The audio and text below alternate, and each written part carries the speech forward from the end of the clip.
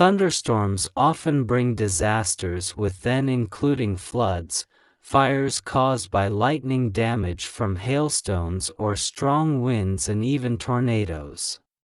A tornado is a spinning mass of air overland that can destroy virtually everything in its path.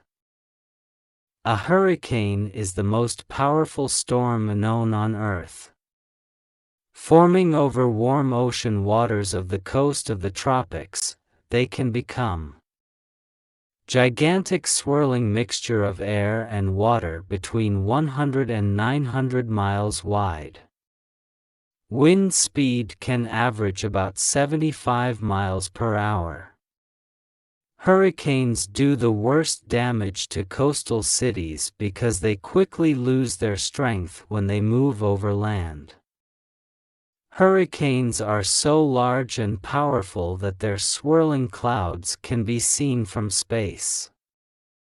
A blizzard is a combination of strong winds and extremely low temperature. Snowfall increases until it is so heavy it is difficult or impossible to see. People can become lost in the snow and freeze to death. Homes can be covered over with snow, trapping people indoors.